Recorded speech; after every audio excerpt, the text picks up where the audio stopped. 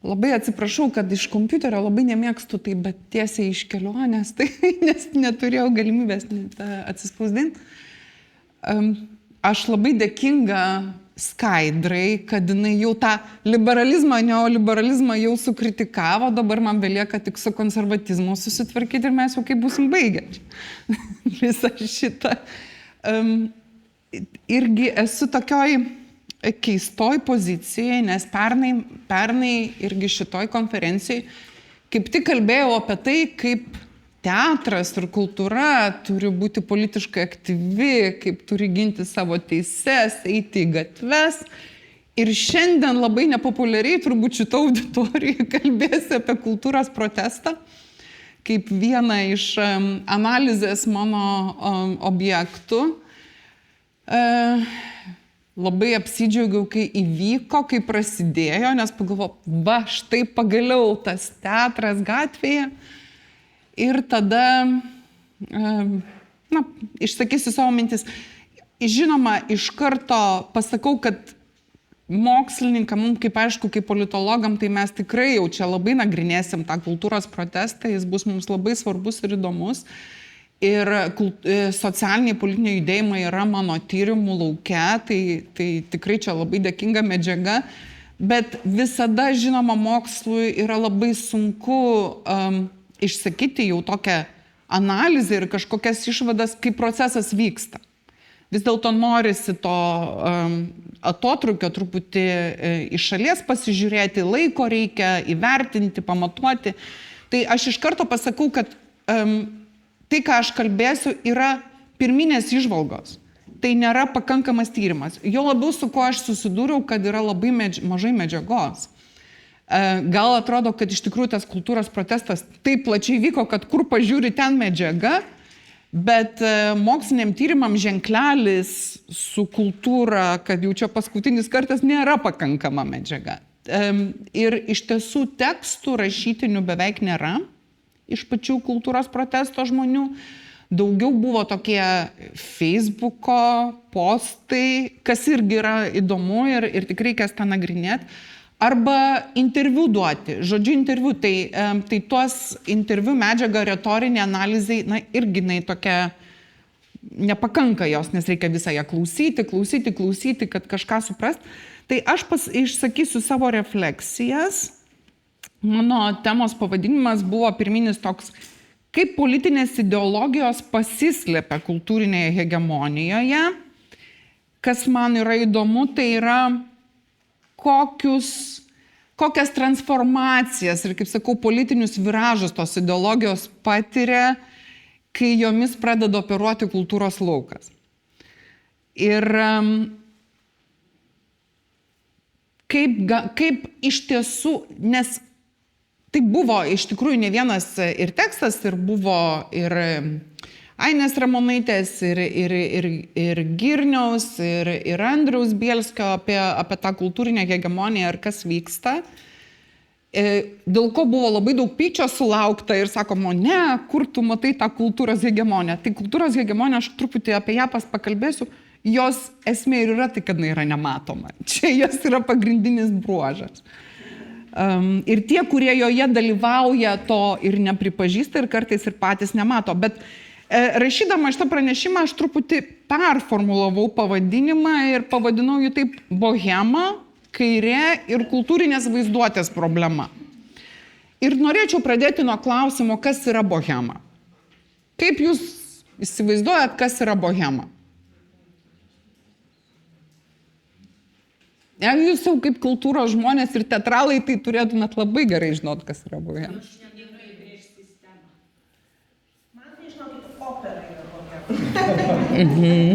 Restoranas yra toksai. Aš sakyčiau, gal tokia įsitvirtinusi menininkų sluoksnis ar grupė, kurie yra aprūpinti, tačiau idėjiškai galbūt, čia paminėtų, maištauja ar gyvena esą už visuomenės normų ribos.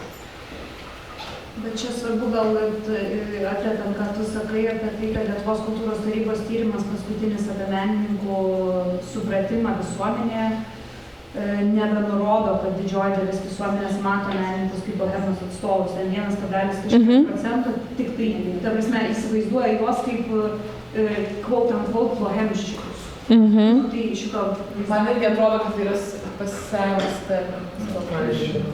Man atrodo, kad turėtų sėtis su finansiniu nepritekliu, kad tai yra toks išsisukinėjimas finansinis tam tikras. Su tyčiniu finansiniu. Norėtųsi dar grąžinti prie išteklių. Aš tiesą sakant, nepasiskaičius bijau, kad spėjuoja. Bet manyčiau, kad tai kažkas, kieno šaknis yra turbūt 19 amžius, ar ką dar anksčiau. Nu, čia jau toks taip, jau jeigu istoriškai. Tenai jau mes su finansinio aprūpintumu tai negalim niekaip sieti, nes bohema turbūt yra būtent tas ratas menininkų daugiausia turbūt, kuris turbūt ir neturi to finansinio aprūpintumo ir turbūt laiko tai kaip savo tapatybės dalimi. Tai, o kas, į ką tai išsirutulioja dabar turbūt mes jau palikom tą savo mintis praeitį. Aš sakyčiau, kad jeigu dabar čia iš to, nežinau, šitą vakarietiško lauko nukelti tą savoką į arčiau mūsų, tai sakykime, sovietiniais laikais, bet čia jau atsiranda tokio antisistemiškumo, kuris turi galbūt net gilesnė šaknis. Čia labai sunku dabar bandyti įvardinti, taip neapgalvojęs iki galo. Bet tikriausiai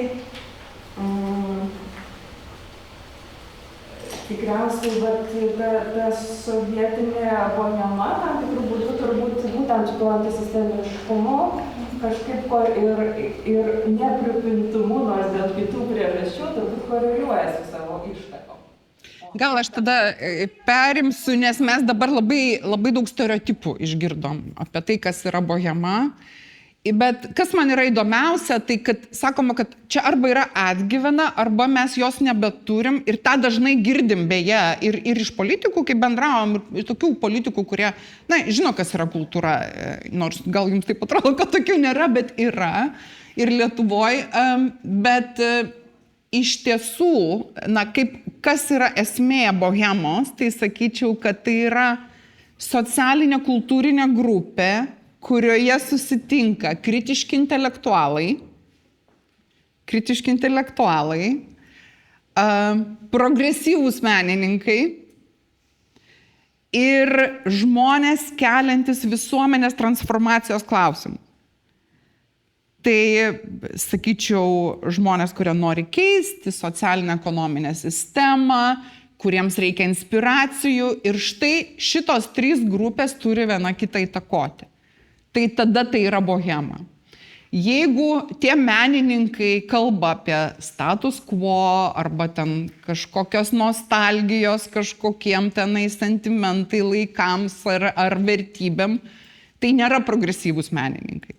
Aš tai matau, įsivaizduoju, kad jūs suprantate, į kur aš vedu, kadangi kalbėsiu apie kultūros protestą.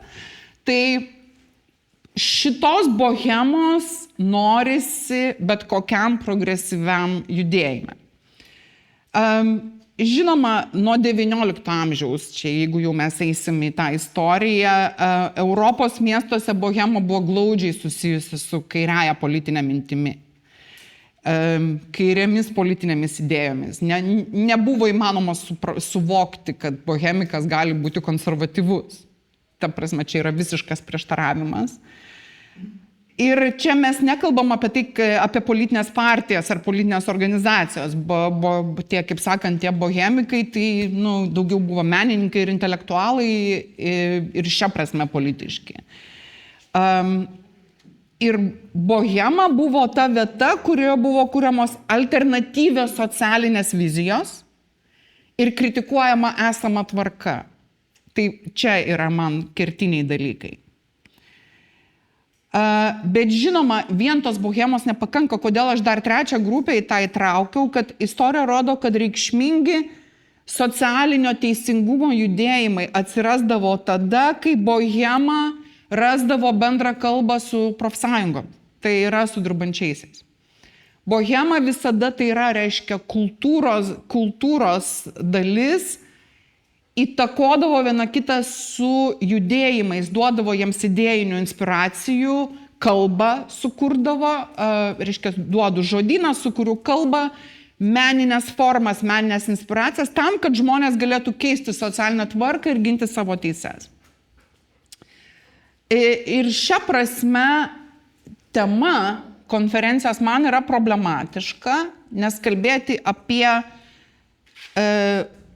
kultūros santykius su konservatizmu ir liberalizmu, tai man toks labiau toks JAV žodynas, ar ne, ta binarinė sistema.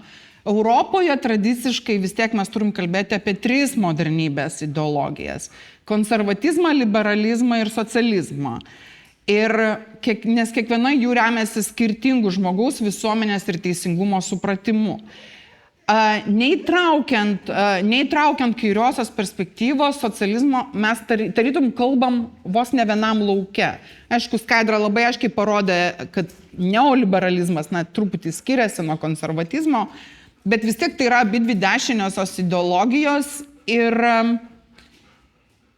problematiška, kas yra man Lietuvoje ir ką mes turėjom iki šiol, būtent šitą tik tai binarę skirti kultūroje. Nes daug metų buvo kalbama, kodėl Lietuvos kultūros laukas yra toks dešinysis. Jis yra arba konservatyvus, arba liberalus. O tai kur yra tikras rūpestis žmogumi? Nes atrodo, kaip gali kultūra, tai pirmiausia yra kairioji, nes jinai yra tam progrese, jinai rodo skaudulius, jinai nori pasakyti, kas skauda, išreikšti tai meniniam formom ir pasakyti tai anksčiau negu bet kas kitas. Ta prasme, jinai turi pamatyti tą skurstantį, vargstantį žmogų, jį suprasti, atjausti ir už jį pakalbėti. Ir sakom, kaip čia yra, kad menininkai savęs taip net nesupranta ir netapatina Lietuvoje. Ir tai visada buvo problema. Dėl to tokį džiaugsmą sukelia, kai prasidėjo kultūros protestas. Aš gal truputėlį išsakysiu pagrindinės tas savokas 3 pagrindinių ideologijų, kad būtų aišku, apie ką mes kalbam. Vėlgi, eisiu tik tai per tą kultūrinę sritį. Konservatizmas pabrėžia tradicijos, tęstinumo ir socialinės tvarkos svarbą. Laikykime tradicijų, tęskime tai, kas yra.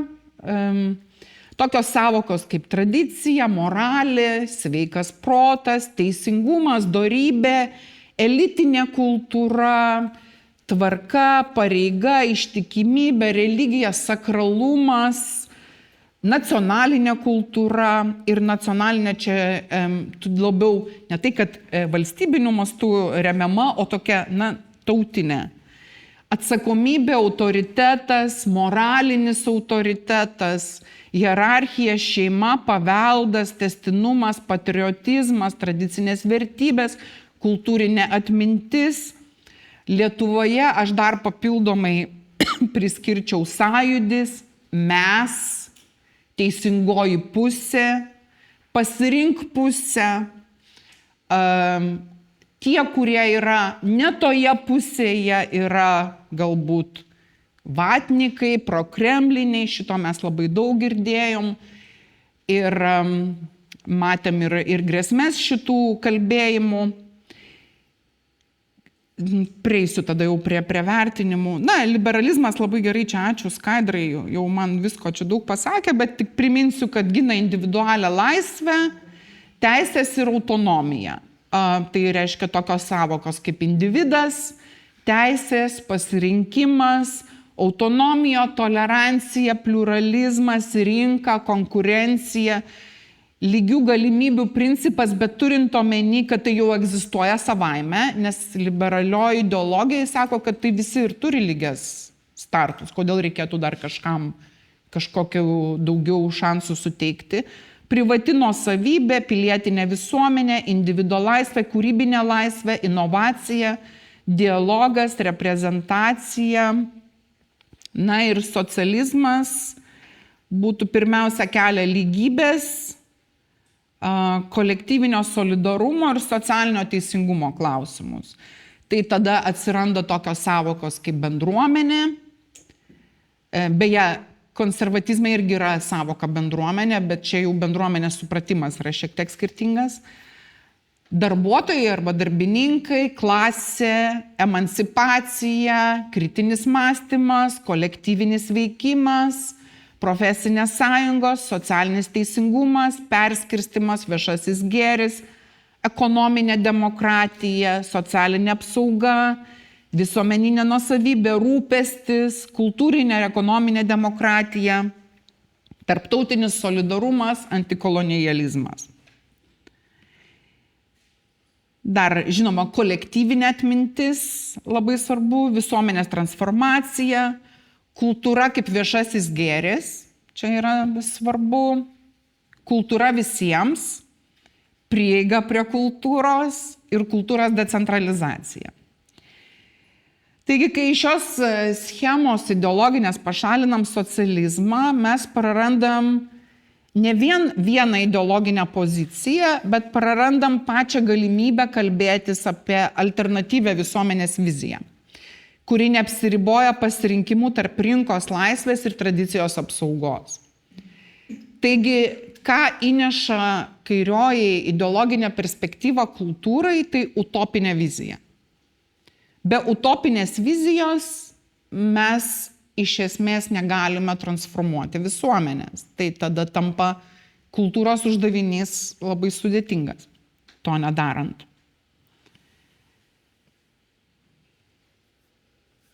Ir čia yra ta problema, vėlgi, grįžtų prie to, dėl to labai sudešinėjusio kultūros lauko Lietuvoje, nes bet kokia realiai progresyvesnė kultūros dalis dažniausiai buvo apibūdinama kaip liberalus kairumas. Na, čia toks liberalus kairumas arba kairys liberalumas, dabar netgi labiau sakyčiau.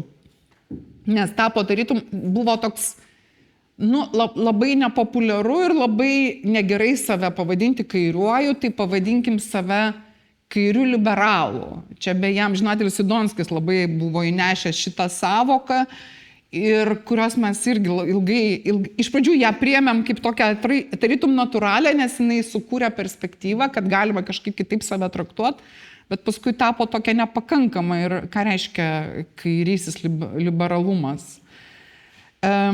Ir tokie apibrėžimai, aš manau, sukūrė ir tą aklą zoną, kurioje nebebuvo matoma, kad, jeigu tu nori progresyvios kultūros ir kažkokios transformacijos, reikia atsiriboti nuo to liberalumo ir to konservatizmo.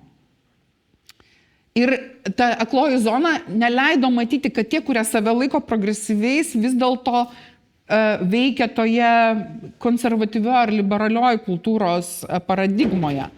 O socialinio teisingumo, darbo santykio ir ekonominės lygybės klausimai lieka periferijoje.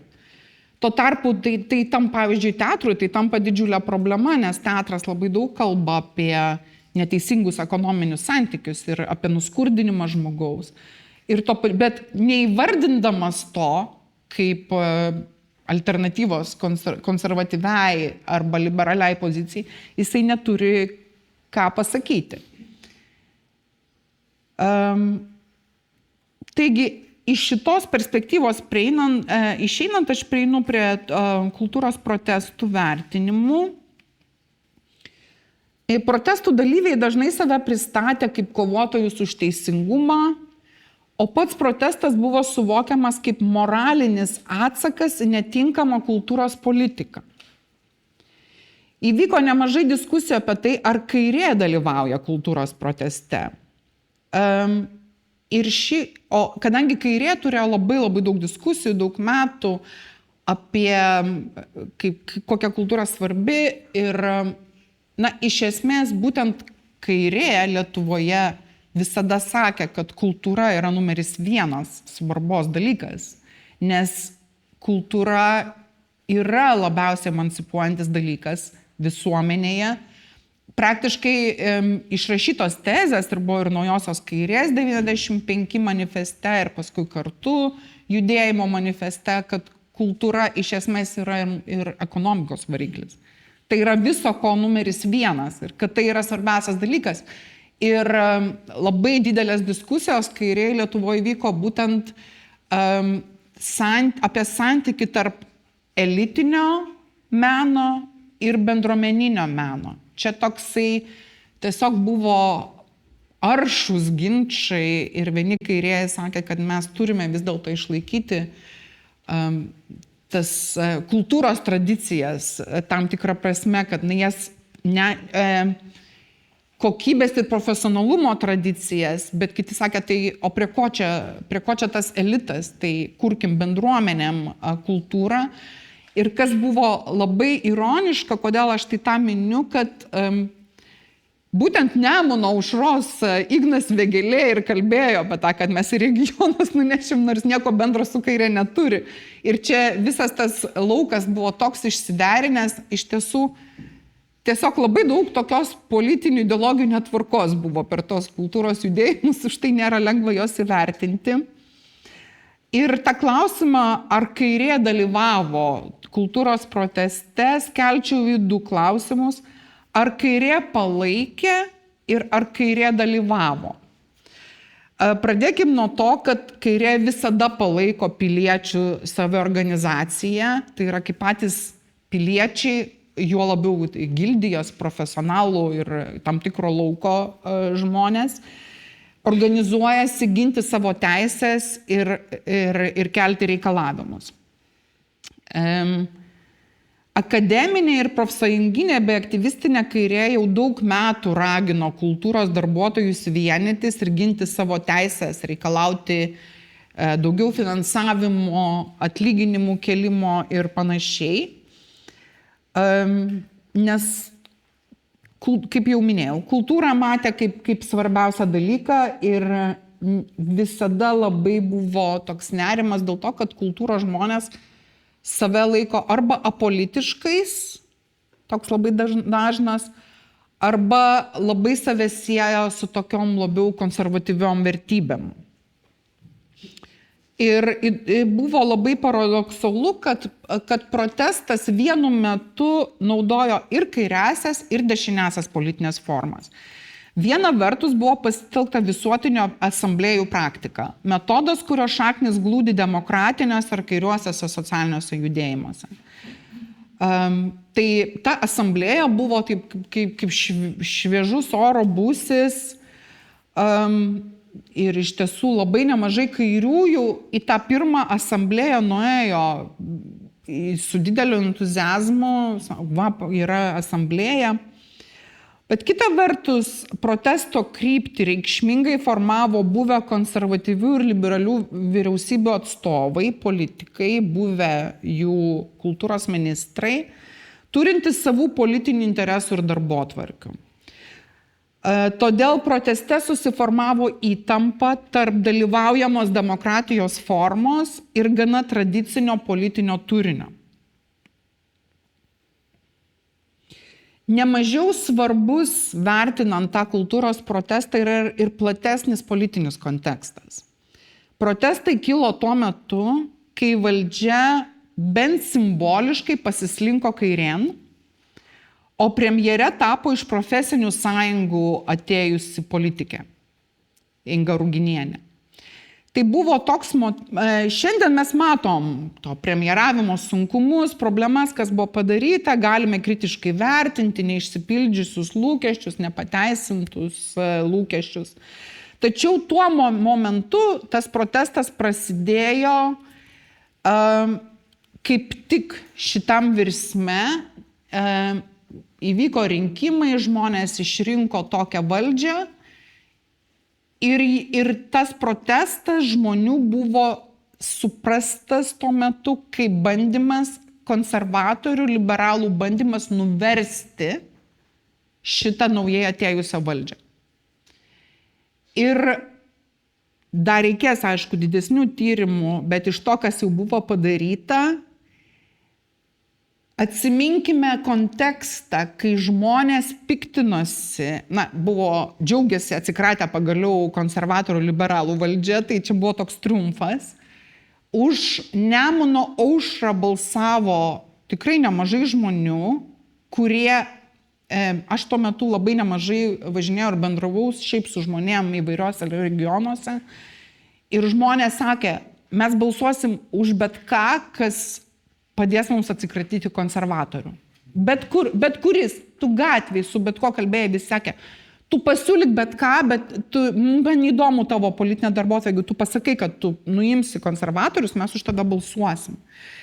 Tai šitas judėjimas, dar atsiminkit, ėjo visos tos kalbos, ir čia irgi girdėjau, ir Skaidra jau paminėjo, bet ir iš pokalbių, tie chalturšikų ministerija ir tas požiūris, ir dabar žiūrėkit, jie ten visi sėdi, tie kultūrininkai, ten ant tų visų fondų, jie ten minta, ten kažkuom tenai gauna ten tos pinigus ir dabar jie nori savo tą status quo išsaugoti, tą konservatorių šėryklą, nors tai visiškai, aš žinau, kad tai skamba labai paradoksiškai, bet nes realiai liberalai nenori, dešiniai nenori šerti tų kultūrininkų. Tai ir atrodė, taip natūralu, kad kultūros žmonės turėtų norėti atsikratyti dešiniųjų valdžią, bet tas protestas susipriešino į juos ir mes, ir tie juos buvo, kaip iš kai kurių tam pasisakymų, irgi to kultūros judėjimo lyderių, mes nesame gatvė. Mes nesame tie, kas išrinko tą valdžią, jie neteisingai mąsto iš esmės. Jie išrinko, bet mes nepasiduosime. Ir va šitas susipriešinimas su visuomenė, aš manau, kad buvo kertinė klaida. Aš manau, kad tuo metu labiau buvo galima su profsąjungom dirbti. Bet būtent šita baimė, ideologinė baimė, tapatinti save su darbininkais. Ir čia yra tas kultūrinės hegemonijos momentas. Dešinės kultūrinės tos savokų naturalizacija neleido savęs priskirti ir susėti su darbininkais. Darbininkai, ta prasme, kad kultūros darbuotojas yra darbininkas irgi. Jisai nėra joks kapitalistas, jisai nėra, kas jis yra? Jis yra apmokamas darbuotojas, mes visi esame apmokami darbuotojai. Mes nežaidžiam rinkoje, mes nesame biržoje, mūsų akcijos yra neegzistuojančios. Tai ta prasme, va čia ir yra ta problema, kad žmonės bijo iš tikrųjų suvokti, kas jie yra. Todėl dalis visuomenės kultūros protestą suprato ne kaip demokratinį kultūrinės bendruomenės veiksmą, bet kaip konfliktą tarp kultūrinio elito ir paprastų žmonių. Šis suvokimas nebūtinai buvo teisingas. Aš nesakau, kad taip ir buvo, bet tokia buvo refleksija. O socialiniam politiniam judėjimui visuomenės, didžiosios visuomenės dalies refleksija, požiūris į ją yra labai labai svarbus. Ir politiškai tai buvo labai reikšminga. Būtent todėl kairiaisiais socializmo ideologijos prasme save laikantis aktyvistai proteste nedalyvavo. Ir jautė labai dviprasmiškus jausmus, nes viena vertus palaikė, kad kultūros žmonės eina pagaliau ir būrėsi ir nori kažką pasakyti, tačiau tas tokio konservatyvaus diskurso dominavimas ir nekalbėjimas apie emancipuojančius veiksmus, apie socialinių ekonominių sąlygų. Aš nesakau, kad kiekvienas judėjimas turi būti su socialiniais ekonominiais reikalavimais. Bet buvo tiesiog tarytum užkirsti keliai, nes su ta visuomenės dalim mes nesisocijuojam, jie mūsų nesupranta. Ir tas moralizavimas iš tautos sąžinės pozicijos, tokia retorika galutinai atstūmė kairiuosius aktyvistus, nes, tas tautos sąžinė tai buvo toks kaip paskutinis lašas. Vienas iš būdų vertinti protestus yra klausti, kokiu tikslu jie siekia ir ką pasiekia. Na, man kaip politologai tai yra natūralūs klausimai. Kokie buvo tikslai ir ką pasiekė? Vienas aiškiai įvardintas tikslas buvo kultūros ministro Igno Vėgėlės atstatydinimas. Gerai, labai puiku, jūs žinot savo tikslus. Na, bet aš turiu omeny, Nemuno aušros pasiūlytų politikų patraukimas ir šitas tikslas buvo pasiektas. Labai aiškus tikslas ir aiškiai pasiektas. Ir aš čia nevertinsiu, kaip elgėsi tuo metu vyriausybė ir kaip galėjo visą tai žymiai paprasčiau išspręsti. Čia ne apie tai aš dabar kalbu. Tačiau buvo ir egzistavo ir kitas mažiau artikuliuotas siekis, tai sutelkti kultūros bendruomenę, ugdyti jos solidarumą ir gebėjimą kolektyviai ginti savo interesus. Girdėjau aš tokių bendraudama ir diskusijose, dalyvavau su protesto organizatoriais, dalyviais. Beje, tos diskusijos buvo puikios, mes visiškai puikiai supratom vieni kitus, bet buvo tokių, esu kairioji menininkė ir dalyvauju šiame proteste ir tai reiškia, galima sakyti, kad šis protestas vienija visus. Bet tada pasikalbi su menininkė laikančia save kairiąją ir supranti, kad tai yra, jinai save laiko tą kairę liberalę. Tai va tokie, tie momentai buvo problematiški ir tikrai žinau, kad kairė iš pradžių dalyvavo, paskui atsitraukė, kas yra labai liūdna iš tiesų, buvo nemažai diskusijų kairėj, kad čia yra tas momentas, kai reikia galbūt kaip tik įsilieti ir padėti tiems žmonėms susiprasti, bet iš diskusijų paaiškėjo, kad ten labai sunku tą padaryti. Jeigu judėjimas nekelia socialinio teisingumo, darbo santykių, ekonominės nelygybės ar tautinio solidarumo bent jau klausimų, ar pakanka vien moralinio pasipiktinimo, kad jį vadintume kairiuojo ar visuomenę vienijančių judėjimu. Ir turint omeny tą tarptautinio palaikymo, tai buvo žmonių, kurie atėjo į protestą su Palestinos vėliavom ir buvo išvaryti. Buvo tokių, kas yra, aišku, kairiajam judėjimui, tai yra būtina, kad visi laukai, moterų teisės, tarkim, LGBTQ teisės, tarptautiniai klausimai, kad turi viskas būti, nereiškia, kad juos visus reikia spręsti ir išspręsti, bet kad simbolika būtų tenai ir kad būtų aišku, kad mes visi už visų teisingumą. Ir čia atsiskleidžia tas pagrindinis paradoksas, kad Lietuvos kairė jau ne vieną dešimtmetį kalbėjo apie solidarumo ir kolektyvinės saviorganizacijos stoką kultūros lauke, o kai tai prasidėjo, tarytum negalėjo tame dalyvauti. Ir štai dėl to aš prieinu prie to atsakymo, kodėl, ir kad atsakymas slypi toj kultūrinėje hegemonijai. Kad ta dominuojanti kultūros lauke dešinioji politinė vaizduotė, netgi tada, kai naudojamasi kairiaisiais organizavimos instrumentais, yra vengiama kalbėti kairės politinę kalbą. Solidarumas tampa tuo pilietiniu bendruomeniškumu, kolektyvinis veiksmas pilietiškumu, o interesų gynimas vertybinė laikysena. Vertybinė laikysena čia kaip savoka kabutėse, aš sakau. Tokias aš radau analizuodama kalbas.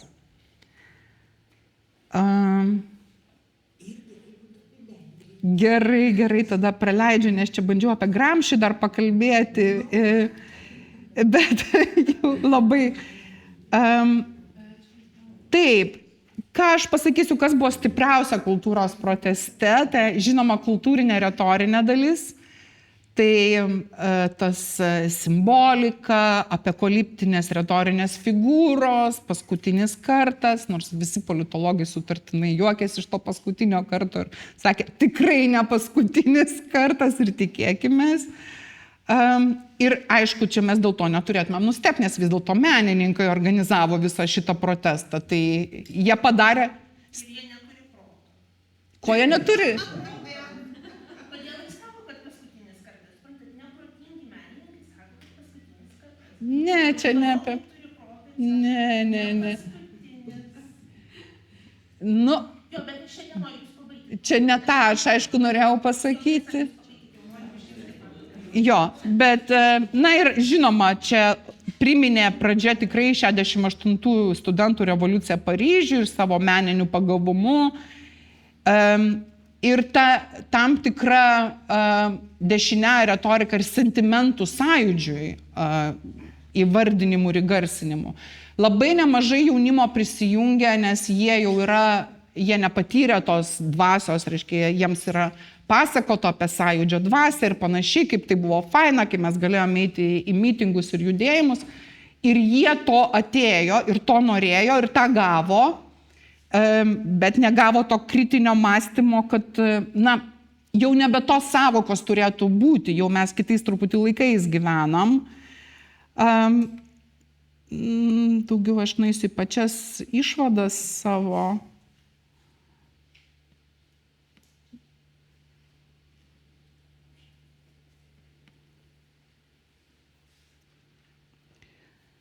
Taip, tai kad kultūros protestas pirmiausia turi būti vertintas kaip pozityvus pilietinis reiškinys, nes sujudino ir subūrė kultūros darbuotojų bendruomenę.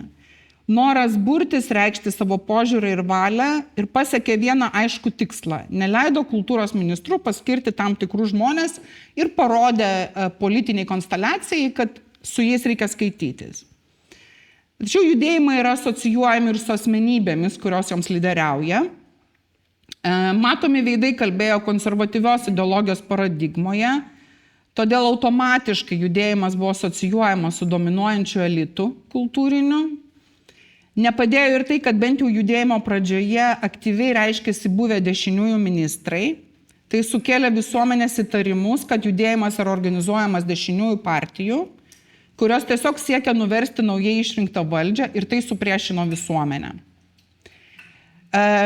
Ar ši atšaukimo kultūra, cancel culture, pasireiškia kultūros judėjimo metu, nukreipta prieš vienokią ar kitokią kritinę refleksiją, prieš ją išreiškiančius akademikus. Iš tiesų, ne vienas politologas ir politinis teoretikas pradėjo kalbėti ir analizuoti, bet jų analizė buvo priimta tiesiog kaip kažkokia arši kritika, jie buvo pradėjami atšaukinėti, visur viešai kritikuoti, neigiami, netgi žinau kai kurių filosofų, kultūros akademikų, buvo, kurie šiaip labai daug dirba su teatru ir kitur ir buvo, nebegalėjo niekur net pasisakyti, jie buvo rėkiami, nuvaromi nuo scenų ir panašiai. Sąjūdžio laikų retorika ir vertybės turi sentimentalią būriamąją galią, bet netinka vertinti šiandienos Lietuvos visuomenės ir akademijos kritinius ir transformacinius poreikius. Tolesni tikslai nebuvo suformuluoti, todėl iki šiol matosi, kad tas kultūros protestas jisai jisai dar degantis, jis gali bet kada būti plėkstas, tačiau labiau norėtųsi, kad jisai persiorganizuotų galbūt profesinių sąjungų principų, kaip aiškiai suvokti save kaip savo interesus, savo dirbančių interesus atstovaujančių ir ieškoti kažkokių naujų, nekonservuojančių visuomenės, bet transformuojančių visuomenės vizijų. Ir norisi, kad kultūros žmonės, menininkai, kultūros darbuotojai būtų labiau vizionieriai, kritiški visuomeniai, bet to pačiu ir savikritiški ir eitų į atviresnį bendradarbiavimą, o ne uždarumą. Ačiū.